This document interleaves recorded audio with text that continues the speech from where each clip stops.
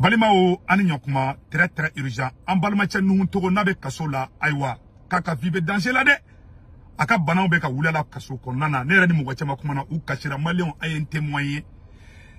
Ko be seredi aw na nga janga na me nyoko fe folo. Bié dimanche 11 décembre 2022 angani vous vidéo la me folo. Uka laje aka sekata aka demaya ko chef de famille de do parti politique nyamo de do. En même temps nous togo no ya en camarade an y'a constaté a une taminga kaso kono bana do bala no way asena na bi funu o bana yin an be ka constaté o be ka juga visite munu rendu ala donc o kum konna la balimao abela jele ni kuma merci samno ambe do kala ka nyuma mbola mali on be siri awa ambe munya fo an président na asimi on bi fe wallahi ala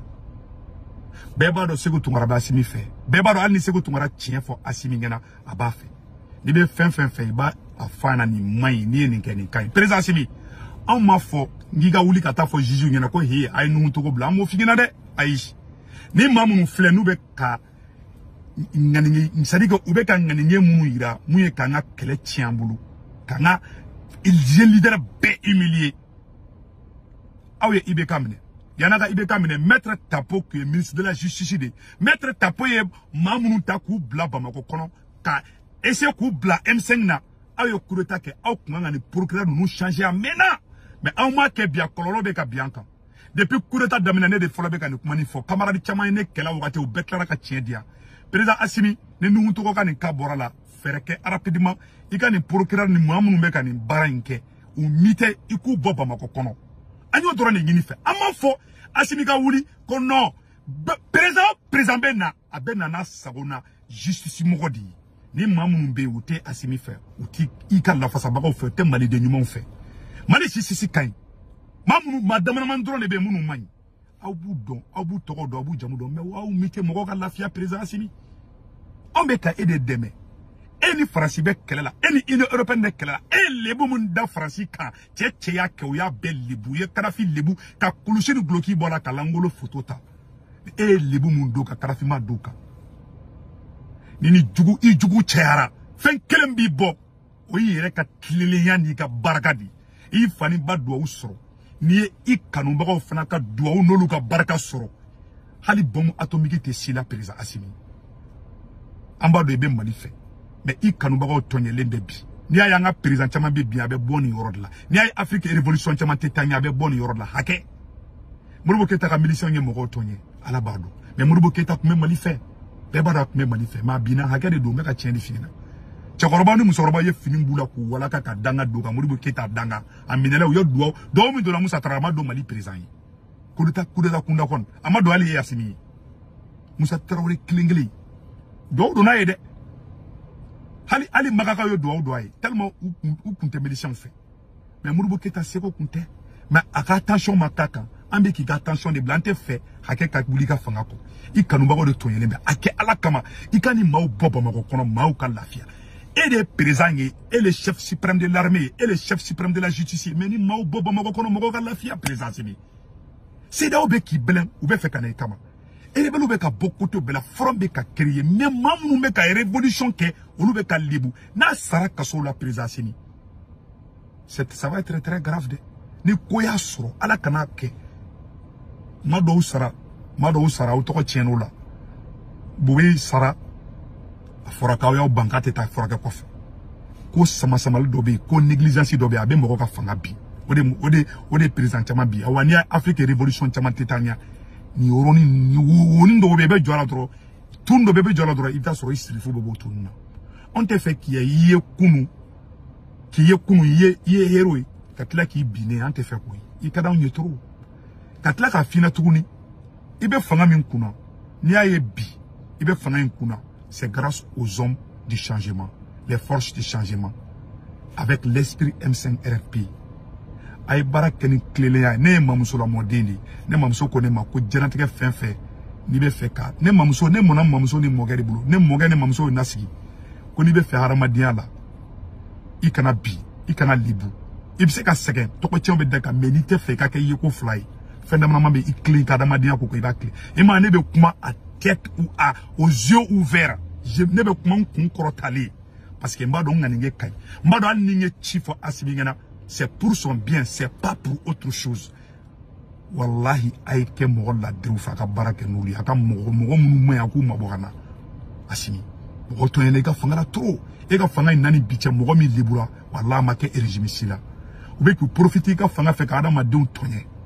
bo otu sukashi o mai ka fanga ma be ka tieni fo bilai talai. Comment c'est peut-être que Maître Tapo Kanani Mogo Doye, Kuka M5 Mati, Aye Fangata, Omo Mogo ou dégager Kuba Mako Kono, Foku Toy, Obekada Madoun Toye, Boubé Salem Flé, Mogo Funabeka Bana au boulot, Naman Koloshi, Autobeka Tien, Erebelo Akanato, parce que Erebelo Beka Auto Tien, Mali Norla, comme Mali Sorasu Beka Fakalite civil, Bamako Kono, Aye Kanumbo Funabeka Toye. Ni beboula ni kumaga slogan kelenye abe balemuna dron aba toko donner américain nga liste noire aba toko donner oni nga liste noire là no kraou sirfou de begleya partout dans le monde au défassi talibé gleya na mo fratina o kono bagaro sara kaso kono mogo do ate mogo mi beka chele fana awa wala fasani fana be gleya beka chele fo nyana de ne mam so ko ne ma hada ma de ni te fe ka libu ka jentre ka kem die ko fly fondamana mambe ikli kada madia konana Assimi aya ukli aukli nseka fanga inke klina ya jume aya bla kuna c'est un pouvoir civilo-militaire. Il faut partager avec les gens qui ont fait ce combat avec vous. Aukana ken naga korokuyi parce que farafi fait dje ni farafi fait so ni farafi pouvoir so amami mbeni abe hakili so mancha kwa ubuluka teban ode be chamambi ma karim keta bini ne afo karim ngana ngonima hakili soroka barake ni manyuma onye bebi abira ante foka kaula ko ambe fa akwa ka Afrique sunjata di mais na ba fa ka Afrique sunjata ya ukli ay barake ni force de changement ni aka somoko ko bala deuxième mois ne mamso ko ne ma conseil flanana la didikan flana akosegu tongara wali nyuman don mama be adama de wali nyuman do atebi ani gasi on no de kele ke nyoko fe mais bien à mogo de be furgoto la we jisisi yoron nyonje c'est pas bon pour votre pouvoir tisinuma ka fangama mofo otisinuma ka fangama ama fa Assimi wuli iga mikoro takata fo ay nu to ko blade mais ni enale ne e kunye ni procureur nu boy kana ni sabona mogoy e chani kuntan so sa ne mom so ko ara madiga wori nyumando mama te wori nyumando la bantaka kula Assimi fin clé ni jogo bewulembe contrôle la bi fin de moment ni bi sauver bi Well, ika clé. CEDEAO biko. Union européenne biko. Et Francis Lebu. Ka RFI Lebu. Hey! Mama de liko ko Francis mi Lebu dien kono. Ouye Karafi Koulouchini Glougi boala. Ouye Samuel do Sogo ticket. Pourquoi kana c'est Assimi là? Il clé, il n'a pas de mamso ya fona tukuma il clé, il ka blé qu'on c'est un pouvoir civilo-militaire. Nako kaba beka surasi ko kaba monopole dawe rama madron abe mogo blaula awa beta. Na obina obinjoko be joko ade. Wone ka conseil, na ne ka conseil me. Mogo ka éducation te kelengi. Assimi ne be placé la bi. Non. Ça m'a soro ko te ce niveau là. Mais mogo ka tuna ta o te kelengi. Ma djougou dobe ki krefo bi blasera djougou kan. Ta so président inganinge kayamba don. Mais tu es mal conseillé. Oye flanay, oye flanay mouye, ikli, sabana mouye, moro wali nyumando, ne mamso de fana. Nana ye mouye. Ini moro koke nyoko fe, mu ebe yoromina, idija, mumi nganinge la de. Idija ka onyu nganinge nyuma kisi moro vraiment. Mamso kokos, kabe conseil nanima mundima, il faut aimer les autres, il faut aimer les gens. Il faut pas être dur. Et puis kana ko sama. Mama be ko sama, aka ko labantala. Président Assimi kadauni I kanumba on ante fait qui perdu. Mama be a kanumba kele. Voilà là-bas abeta jiwu yo fait. Ça c'est clair comme l'eau de roche. Senghor et Fengo ka président Senghor de la ka murudom ne ka don kasola. Ayre kanumba bado. Sénégalo yo kobeke muruke sara kasola. Oye Senghor danga Senghor sara muso sara dembe sara. Halaga wuluna ka jakuma be sara hali kota labli. Kodobe kanake wene ka conseil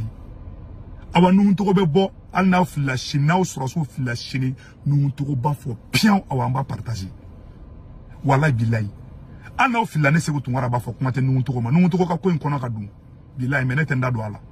mais ka fo de koni me daka ne kona boraka kana kuma ka sote machi changer ko arasba te kaso ka chien saba fleka bo Abdou Nye kaso ke abora avec atafo kaso te mo changer quoi mais ka tien de fo ngena abe mo bla ko ka view wa merdi mais ni kuma ni mo yarama dia la ba famia ko dilay parce que ni mamu me ka ni barajugu ta ka nyesi onma ils ont des complices parmi vous on va be kalama ene tenanda do la ne ka conseiller munye ayo klindro fanga intautai fanga ina ambede je ambede je ka kelenke o ye wali nyuma ndo mama te wali nyuma ndo la bantaka kula imanga farafi présentement bibi bulu ko fanga te ba nous fanga soro farafi présentement nous fanga soro haraba to de cousin be ya fait cousin o leke o ni munu ye keleke o ko nyeso luma o to nyeso babu nyeso baramo go de maka beke so moko kuy non madame ko la ni dana flabete me mami wulaki ikisi fakadima aw soro de mana tien chaque on de bena glan ka banda o to aya beke colonel koy anana kana aw de mawla aw kunata o jiwo fe ala ya lo sumula mais na ya tien chaque fois on de ba glan aw de ba tien on ba glan il faut na mainde il faut na main angani mbako abe ga erreur ka trop banda o tala ya e banda o kuna da fraude la john na o sofi mamunu ya o sofi oldi abise ka damo ko la jien ko na ka tema oluka au moment que banda o be fe ka da fraude la ama o somo ya ma o cousine ya ma cousin ni on de bora ka o sofi ka o ka ni sofi suna samba so bebe CPI la e mamu yo ki to sara so e fanga so dro e nyeshi cousin ni cousine uma olutui o ya gaide o ne ka conseil ay bo fili kon ate dana aka famille politique tete me forte changement ka de pas on jera yo to so djembe o to ko fu ni ay folo mo ko bana wiye parce que on kunte mais de pas on gerla nyoko na dro ay sana so de pas or la ka ngadonga fo on de tarta nyoko mai aka na fara kala kama kankala ay kala kama kankala aka ni mau boy anga nga jamana kuradla manika tanyefe seda o ba no fa seda o makla o folo ino erepen ba no fo makla o folo awa mama ya kulo ya be détruit mama ye frasi libu ya bela molo ya o ye Samuel do so tike ante fe ka fendo ya ola ko ante fe fenga uso ambe fo ka Afrique sunjata di ay fere ka mo wala maka baraka ni forte changement mami yi sauver wala yi somo godui abe ok me bindomina onde wulare nan nganta o fenga me banda o ko samba soro bebe kasola abeninga janate kache mais mami o ki o to sara soro yi somo godui yi ka famille politique doi. Mais comment c'est peut dire que moi mi sauvé sayani baloche e bo to ikata mo wereta oni ay frafin fanga chamantela ban frafin ko chamantela ban frafin ere blara ka nakashika blashia be kofe do wereten kewalo ko awani kewalo obe kande ke awaya dabla na ma dabla obe bi siga fuitala na ma kenai tongora dia ka fuma ko nyama dinta tofle nebe ka kuma mfo ça peut ne pas vous plaire tu sais un homme honnête o de se kane famille walai mami ni a korondo a clean o de bene famille mais mami golongolo do se ka kene fait quoi awane ben chukwa la moi je ne changerai jamais parce que ne be droit tirer là ne be ka mufo au ka hereba la on ga hereba la na ma kolosha ba tia o yerema ba tia mo aka do clean ya kona aka bo zigizagu kona na zigizagi ma jamana jo golongolo ma jamana jo ne ka conseiller que Dieu bénisse cette transition.